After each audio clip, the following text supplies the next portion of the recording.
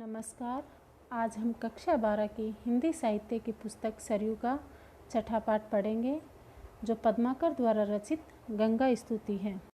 विधि के कमंडल की सिद्धि है प्रसिद्ध यही, हरिपद पंकज प्रताप की लहर है। विधि ब्रह्मा, हरिपद विष्णु के चरण, पंकज कमल।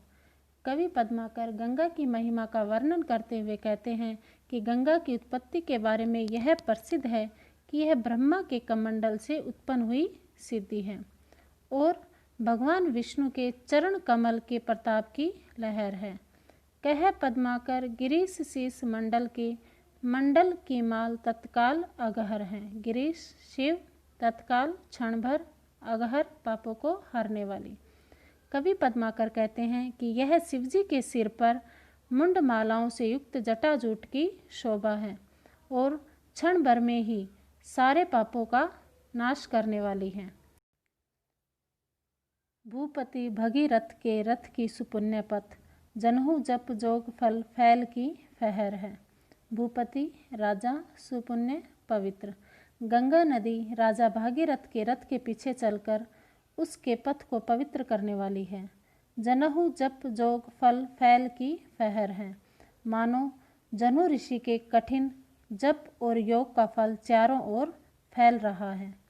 क्षेम की छहर गंगा रावरी लहर, कलिकाल को कहर जमजाल को जहर है। क्षेम का अर्थ होता है कल्याण, रावरी आपके, कहर का अर्थ होता है कठोर प्रहार, जमजाल यम का बंधन।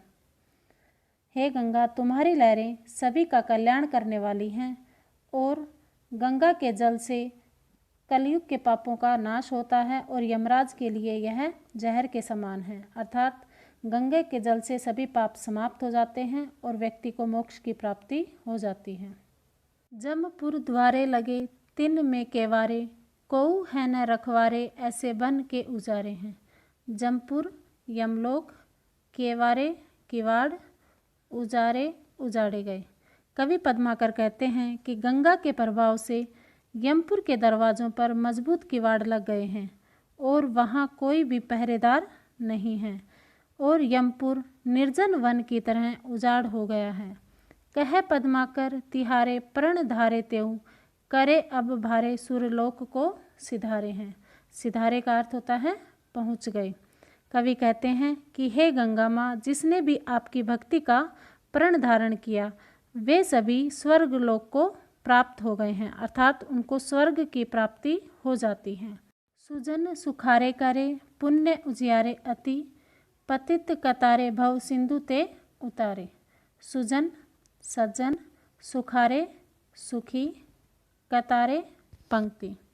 कवि पद्माकर कहते हैं कि तुमने सज्जनों को सुख प्रदान किया है और सभी के पुण्य में वृद्धि की है।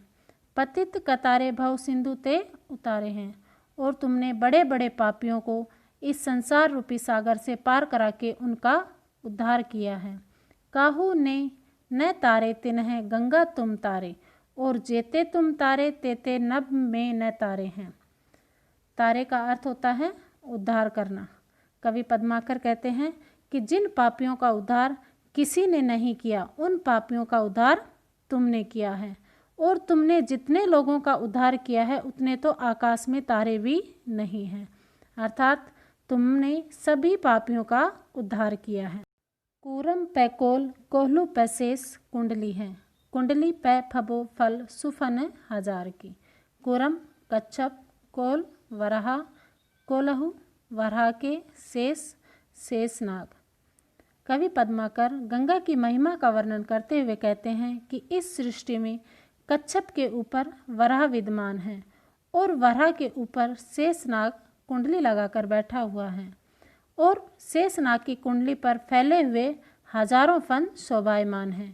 कह पद्माकर त्यों फन पे फवी है भूमि, भूमि पे फबी है थिति रजत पहाड़ की। रजत कैलाश पर्वत।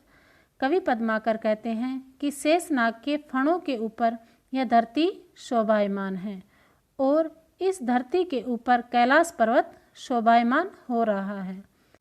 रजत पहाड़ पर शंभु सूर्यनायक है, शंभु पर ज्योति जटाजूट है अपार की।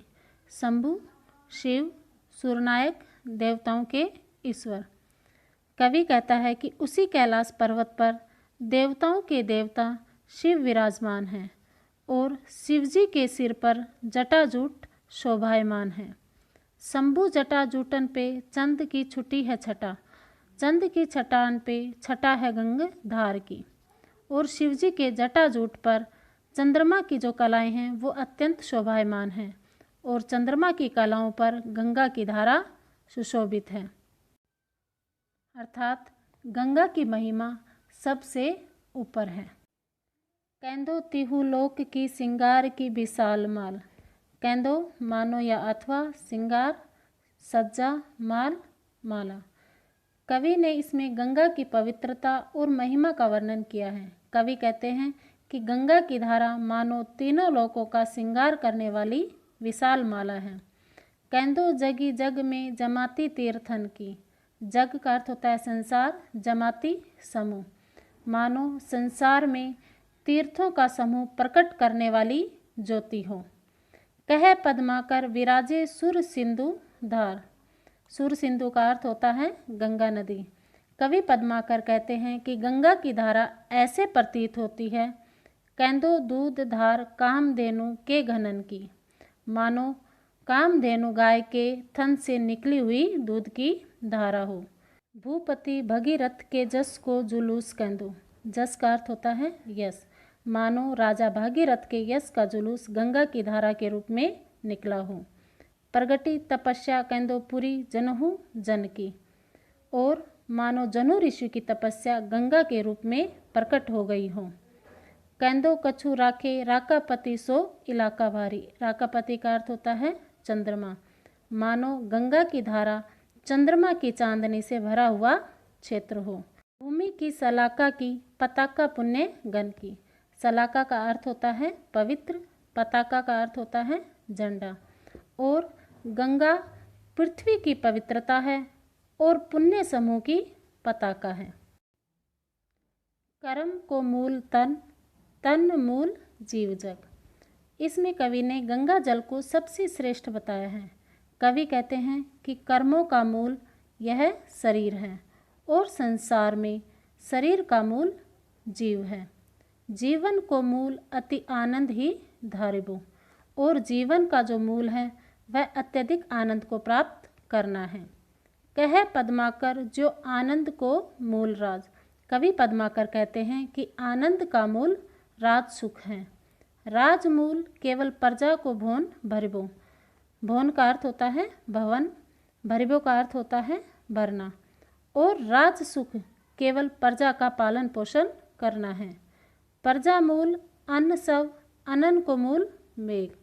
और प्रजाजनों का मूल अन्न है और अन्न का मूल बादल है। मेघन को मूल एक यज्ञ अनुसरिबो। और मेघ का मूल एक यज्ञ का अनुष्ठान करना है। जगन को मूल धन, धन मूल धर्म अरु। और यज्ञ का मूल धन होता है और धन का मूल धर्म होता है।